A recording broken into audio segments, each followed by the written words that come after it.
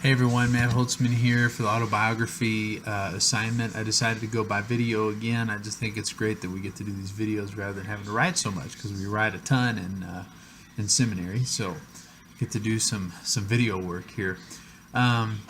So on with the autobiography here. I'll start with my ecclesial tradition. I grew up in the Bible Church in Austin, Texas, at a Westlake Bible Church there. That's my background.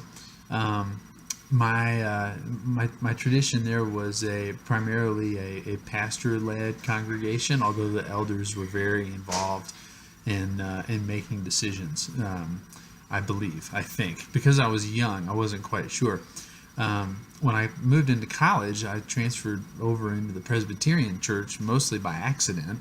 But now I've flopped there, and I've continued to be there. And now I'm actually thinking about being ordained in the Presbyterian church. So I'm currently under care with the session and undergoing that whole process right now. So, but back in the day when I was at the Bible church, worship to me was very much tied to music, and even today I think about music being a effective pathway to get to the heart of God. So when I was in seventh grade and in junior high and high school, I was able to use my musical gifts to lead worship in the youth band. The youth pastor discipled me not just as a Christian believer, but also as a worship leader. And so music became central to really what I believed worship to be.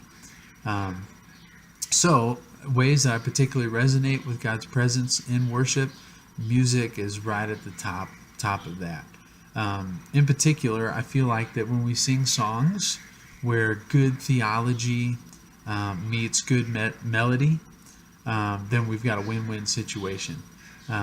Sometimes when you look in the hymnal, you've got some great theology, but some of the melodies are really tough. And then in this day and age, it seems like we've got some cool hooks and kind of ditties that are out there that don't really speak to the theological depth that I think that we could lead our people in. But I do love the hymns. I do love songs that are like "In Christ Alone," being a poster child of a song that I love. Many songs from the Sovereign Grace music movement. So those types of musical expression I tend to really resonate with. I also tend to resonate these days in times of silence and solitude. When I get in my Subaru Outback and I've dropped all the kids off at school and I'm on my way to work, it's not even tempting for me to turn on the radio, because I just like quiet. And I imagine driving down the road with Jesus in the shotgun seat, and we're just able to be together finally. So probably because I lead a very busy and sometimes overly stimulated life.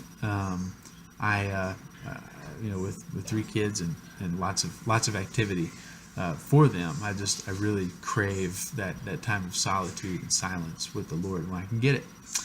On a similar note, as far as the struggle, I've become educated more around the Sabbath, around Sabbath keeping, and this class has helped me with that.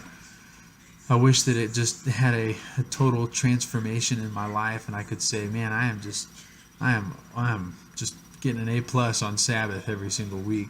And sadly, I feel like that's something that's just not taking root right now. And that's where the real struggle is, I think, for me right now. I've shared that with my VF group earlier this week.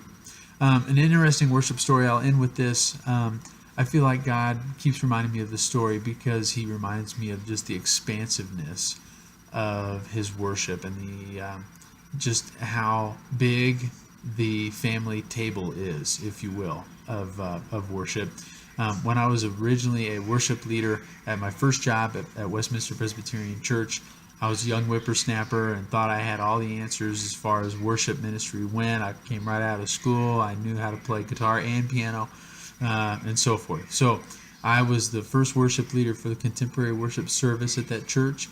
And that happened at 9 a.m. on Sunday mornings. And then at 10:30, shortly after that, we would turn the room around and move all the heavy Presbyterian furniture back in place, and the traditional service would get underway. And during that transition, my first Sunday there, a lady named Florence Gum, who was a part of the choir, came up to me and said, "You are not going to last here very long." And I knew I had an enemy. However, I joined the choir, which is where Florence served, not to expand my scope of worship, but just to not get killed. But over the course of months, I went and I would leave, after leading contemporary worship, I'd go and put a robe on and enter into singing anthems and hymns and singing with organ music. And over the course of the next over the course of the next 5 to 6 years, I grew to not just love the hymns, not just love a different style of worship, but love the people that were there. So worship to me has become a lot less about the music these days and more about the people. So that's just an interesting story. It tells you a little bit more about me. So look forward to digging into your post this week, and thanks for listening.